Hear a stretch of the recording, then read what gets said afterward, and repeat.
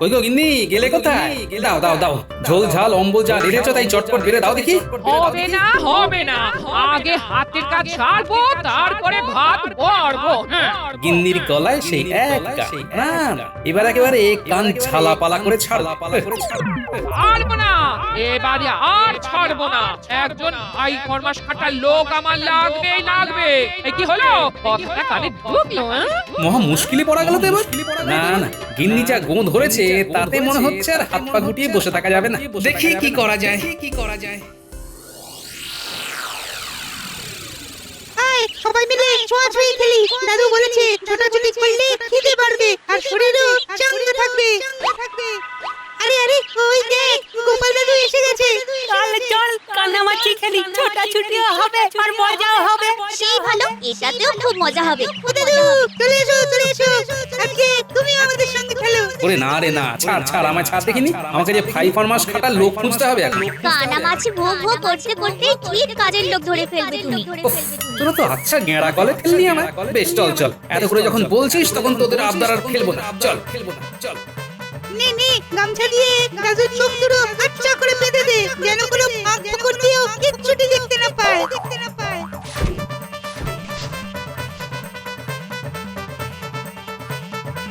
এই তো একেবারে চেপে বেঁধেছি। নাও দাদু, এবার ধরে দেখি। ওফ, কি করেছিস রে? কিছুই তো ওই নজরে পড়ছে না তো। এ মা, দাদু ধরতে পারে না, দাদু ধরতে পারে না। ওই রে, গেরি কোথায় সব? কাউকে তো নাগালের মধ্যে পাচ্ছি না। এই তো পেয়েছি একটা। এবার পালাবি কোথায়? আরে আরে, এই যে কিলি পচা, একেই বলে ওপরওয়ালা যা করে তা মঙ্গলের জন্য। ধরে যখন ফেলেছি তখন তুই ফাই ফরমাস কাটার লোক হয়ে আমার সঙ্গে আমার বাড়ি যাবি। চল। বিয়েতে অবশ্য আমার কোনো আপত্তি নেই। শীষকে চুরি করা ছেড়ে দিয়ে সৎ পথে থাকার চেষ্টা করছি আজকাল। এবার না হয় ফাই ফরমাস খেতেই খাবো। দেখো গোপাল দাদু, আমাদের কথাই ঠিক হলো তো। খেলতে খেলতে তুমি কেমন কাজের লোক পেয়ে গেলে।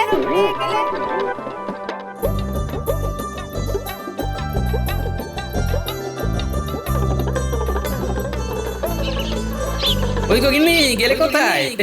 খালি হাতে নয়, দেখো দেখো, এবারে একেবারে তোমার মুশকিল আসানকে সঙ্গে নিয়ে তবে বাড়িতে ফিরেছি।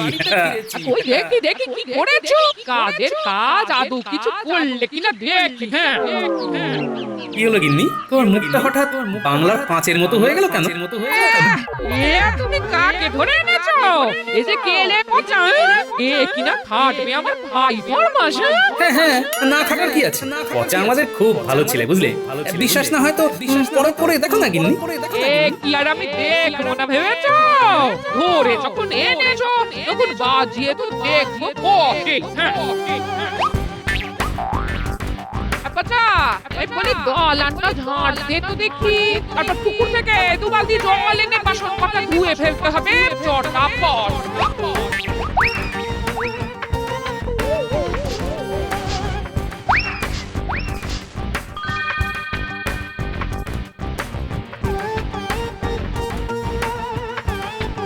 দেখো গিন্নি, দেখো দেখো, রত্ন চিনতে আমার কোনো ভুল হয়নি। এখন বেশ চটপটে হয়েছে দেখছি। কবে ছিল না গিন্নি, ছিল না কাজের ব্যাপারে পচা তো বরাবরই যাকে বলে ওই ধরতক্তার মারপিট। এই দিকটা যখন সামলে গেছে তখন আর কোনো চিন্তা নেই। এবার আমি খোলা মনে রাজসভার কাজ করতে পারবো।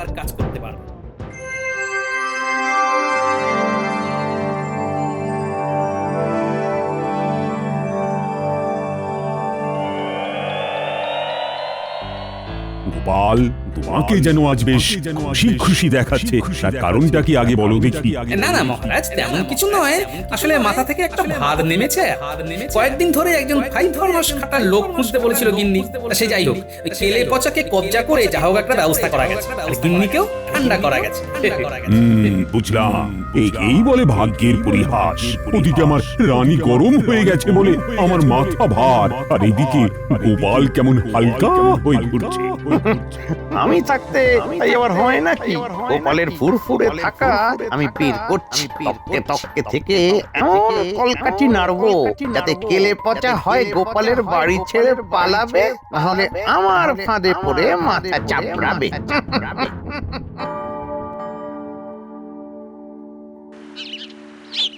শুধু ঘরের কাজে রক্ষে নেই, ওরে বাইরের কাজ করে দেখাতে হবে। আর মাথার ঘাট পায়ে ফেললে ঠাকুর নিশ্চয় মুখ তুলে চাইবেন। আরে আরে এটা কি? এটা তো একটা কঙ্কন। বাবা, কাঠ কুড়াতে এসে কি পেলাম আমি? এই তো সৎ পথে চলেছি বলে বন্ধের নির্ঘাত খুশি হয়ে এই কঙ্কন আমার উপহার দিয়েছেন। যাক, দিয়েছেন যখন এই কঙ্কন বিক্রি করে যে অর্থ পাবো তাই দিয়ে না হয় কোনো কাজ কাম শুরু করবো। খুব ভালো হয়েছে, ভালো হয়েছে।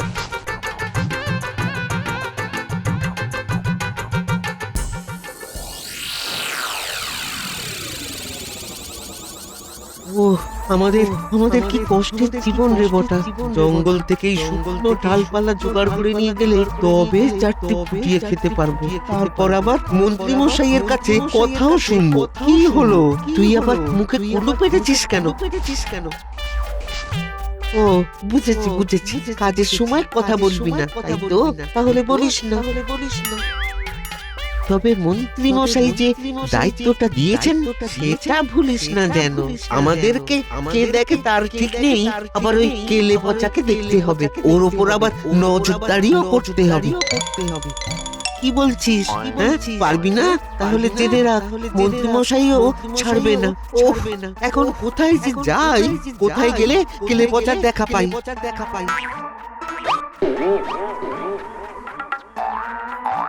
কি হলো বলতো? কি ইশারা করছিস?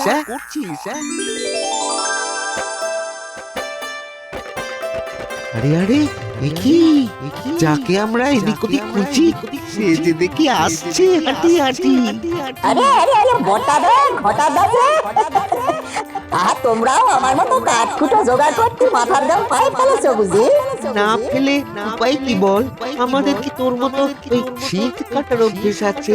না সুযোগ আছে বল? সোজা পথে আয় করে খাই, তাই খাম ফেলা ছাড়া উপায় নেই। আমি আর বাঁকা পথে নাই গো দাদা, সৎ পথে আসি বলে দেখো না কেন, দেখো না বন্ধে দিয়ে আমার এই সোনার কঙ্কন দিয়েছেন। এবারে কঙ্কন নিয়ে আমি সাগরার কাছে যাচ্ছি, ওর কাছে এটা বিক্রি করে যে টাকা পাবো তাই দিয়ে পাকা ব্যবসা করবো। হ্যাঁ, বনদেবী সোনার কাঁকন দিল? তোমরা একদম ফিস করে কি বলা করতেছো গো? আমি কি ভুল কিছু করেছি নাকি? ভুল বলে ভুল বলি, মন্ত্রী মশাই থাকতে এটা বিক্রি করার জন্য ওই সাকরার কাছে যাওয়ার কি দরকার বল? তুই বরং আমাদের সঙ্গে মন্ত্রী মশাইয়ের কাছে চল, আমরা ওকে ওই গুছিয়ে সুজিয়ে ভালো দামে বিক্রি করার ব্যবস্থা করে দেব। বেশ, তাই চলো তবে।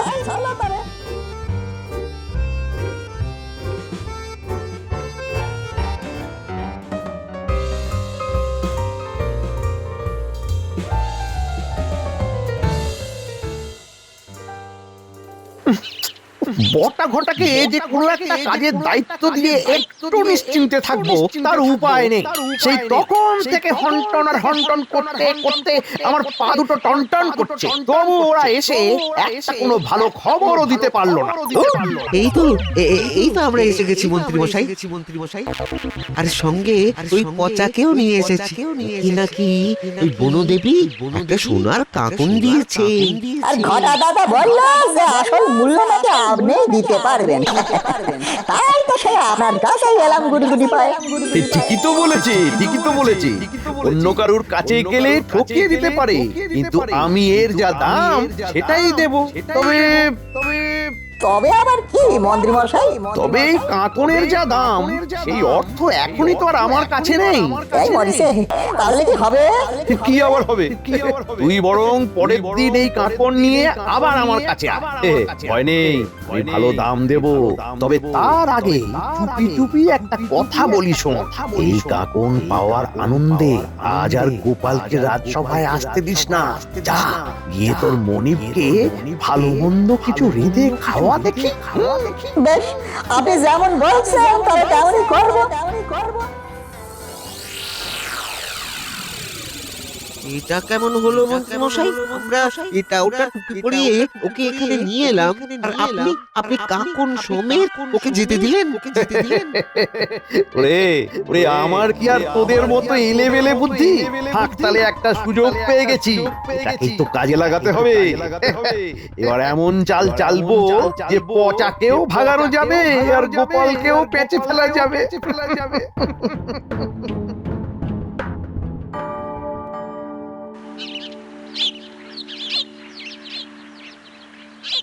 কি হলো কি গিন্নি? তুমি এমন আনটান করছো কেন? বলি মাথাটা ঠান্ডা করে একটু বসো দেখি। একটু যে শান্ত হয়ে বসবো তার উপায় আছে? এই পচাটাকে সেই কখন কাঠ কুটো আনতে বলেছি, এখনো কোনো পাত্তা নেই। আরে সে কি আর কোলের ছেলে যে হারিয়ে যাবে? ঠিক চলে আসবে, ওকে নিয়ে অত ভেবো না তো।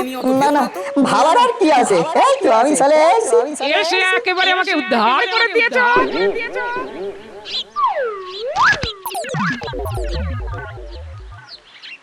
বলি এত বেলায় কাঠ কুটো নিয়ে এলে রান্নাটা চাপাবো কি করে?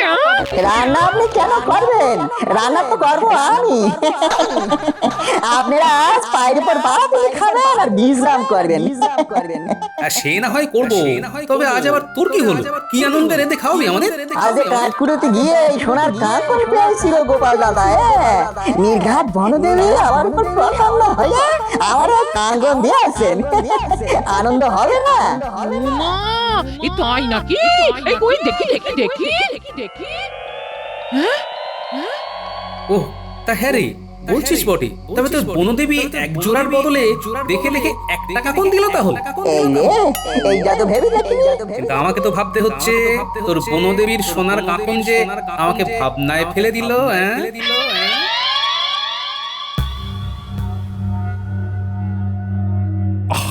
ব্যাপারটা কেমন হলো?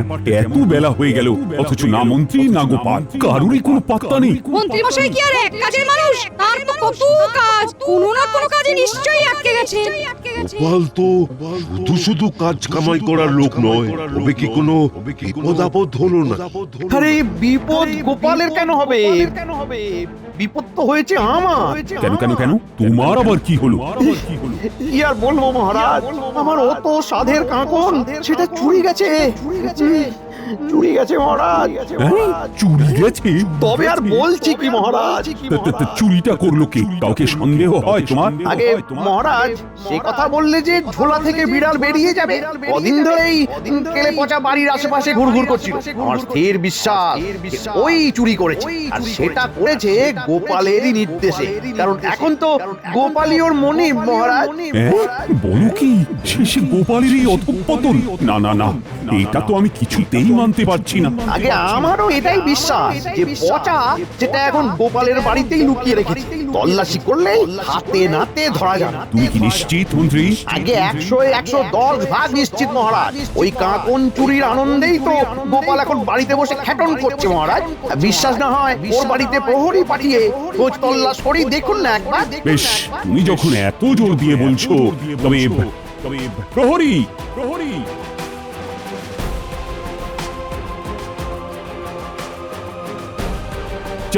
যাও তো গোপালের বাড়ি তল্লাশি করে এসো দেখি। দেখো তো কি পাও।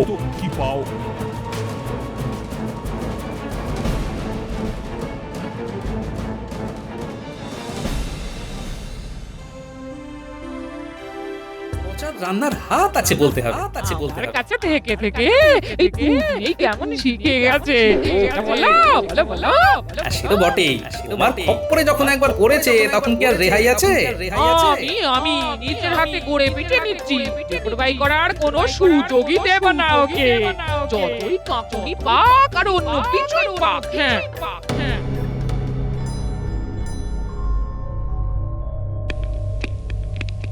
এই যে গোপাল দাদা, মহারাজের হুকুম আছে, তল্লাশি করতে হবে। এখানে নাকি চোরাই মাল লুকিয়ে রাখা আছে। ওই তো চোরাই মাল। দাও দাও আমাকে দাও। এটা চুরি করা জিনিস। কি বোঝো কাণ্ড রে পচা, তোর মনে মনে তবে এই ছিল? না না না না, গোড়া থেকেই আমার একটা সন্দেহ হয়েছিল যে এরকম একটা কিছু হবে, কিন্তু উনি বুঝলে তবে তো। নাও এবার খেলা সামলাও। চলো গোপাল দাদার পচা, আমাদের দুজনকেই মহারাজের কাছে যেতে হবে। যেতে পারি, তবে একটা শর্ত আছে যে। শর্ত আবার কি? না না, তেমন কিছু নয়, তবে ওই ধরা যখন পড়েই গেছি তখন না হয় আমি নিজে গিয়ে ওই কঙ্কন ফেরত দেবো। বেশ, তবে তাই চলো।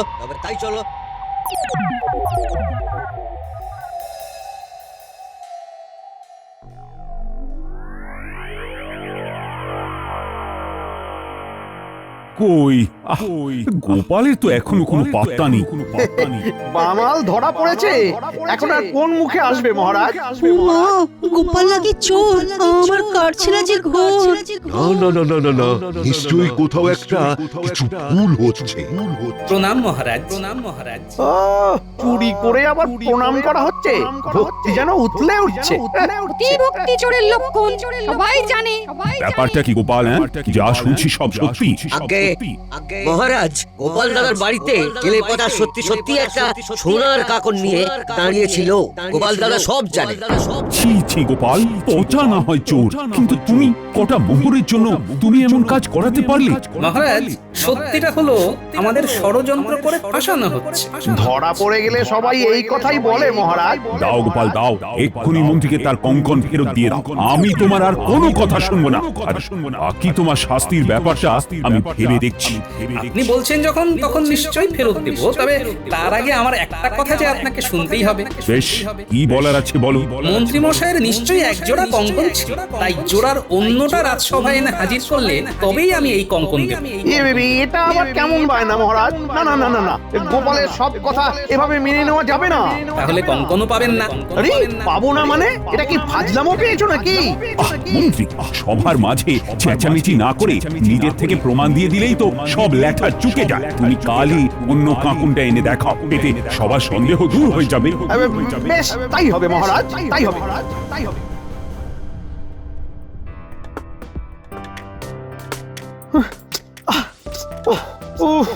কি গেরোতে পড়লাম রে বাবা। গোপাল তো আচ্ছা ভাসালো। তোমার কি হয়েছে বলো তো? রাজসভা থেকে এসে সেই যে বাচ্চাটি করে শুরু করেছো, আমার কোনো লক্ষণ নেই। কি হয়েছে? তুমি আর কি বুঝবে গিন্নি? গোপাল আমাকে আচ্ছা ফাঁপড়ে ফেলেছে। নিশ্চয়ই ওই কাকুনের ব্যাপারটা নিয়ে। তুমি তো সবটাই জানো গিন্নি, তোমাকে তো সবটাই বলেছি। ভেবেছিলাম পচার কাছ থেকে ওই কাকনটা হাতাবো আর সেই সঙ্গে গোপালকে ফাঁসাবো, কিন্তু গোপাল এখন বলে কিনা যে ওই কাকন যদি আমার হয় তবে এক জোড়ার আর একটা তো আমার কাছেই থাকবে, সেটা দেখাতে হবে। এই ব্যাপার, এটা নিয়ে তো তুমি এত ভাবছো। আরে ভাববো না গিন্নি, এটা ভাববো না। কি যে বলো, এখন তো আর একটা কাকন কোথা থেকে জোগাড় করবো? আমার মিথ্যে তো ধরা পড়ে যাবে গিন্নি, মিথ্যেটা ধরা পড়ে যাবে। এটা কোনো সমস্যাই নয়। শোনো, তোমাকে একটা উপায় বলে দিচ্ছি। আরে বাহ, এই বুদ্ধিটা তো আমার মাথায় আগে আসেনি। না না না না না, এই বুদ্ধিটাই কাজে লাগাতে হবে। হ্যাঁ।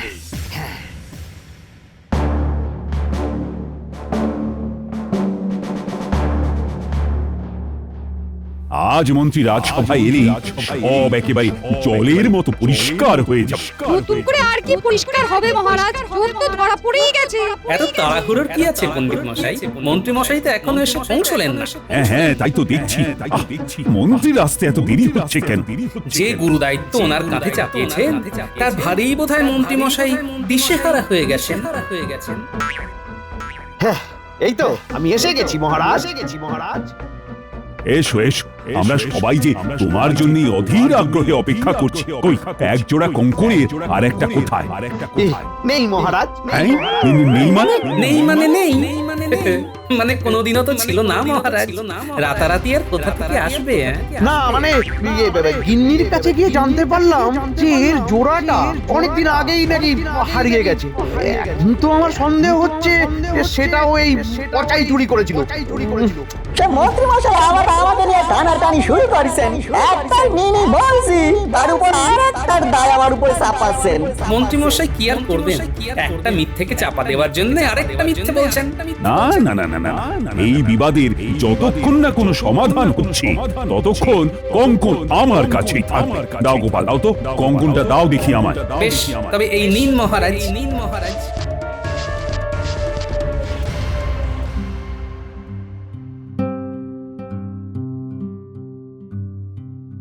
আরে কি, এটাই তো আমার সেই হারিয়ে যাওয়া কঙ্কন।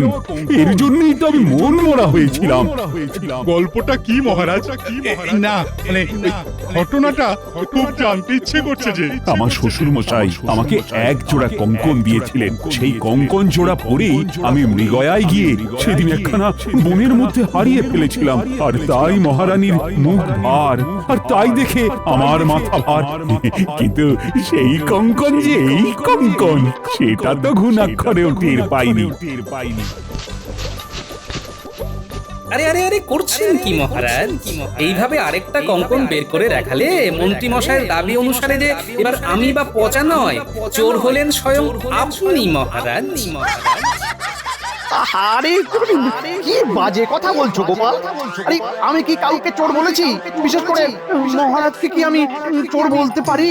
তুমি কি পারো আর কি পারো না সেটা আর আমার বুঝতে বাকি নেই। মিথ্যে কথা বলারও একটা সীমা থাকে, তুমি সেটাও পেরিয়ে গেছো। এখন আবার ধরা পড়ে গিয়ে ডিগবাজি খাওয়া হচ্ছে। ডিগবাজি? সেটা আবার কি মহারাজ? ডিগবাজি সেটা আবার কি? ফাজলামো হচ্ছে। শোনো, তোমার মিথ্যে অপবাদ দিয়ে ফাঁসানো শয়তানি আমি ধরে ফেলেছি। আর তাই তোমায় সবার জন্য এক জোড়া করে কঙ্কন গড়িয়ে দিতে হবে, সঙ্গে পচার জন্য। এটাই তোমার শাস্তি। না না না, আমাকে ছেড়ে দিন মহারাজ, আমাকে ছেড়ে দিন। আমি তো মারা পড়ে যাবো মহারাজ, এমনটা আর কখনো করবো না মহারাজ, ছেড়ে দিন। ছেড়ে আর দেবেন কি করে মহারাজ? ছেড়ে দিলেই যদি আপনি বলে বেড়ান মহারাজই চোর, তখন কে হ্যাপা সামলাবে মন্ত্রী মশাই? তার থেকে এই ভালো, মহারাজও কঙ্কন ফিরে পেলেন আর আমাদেরও এক জোড়া করে হলো।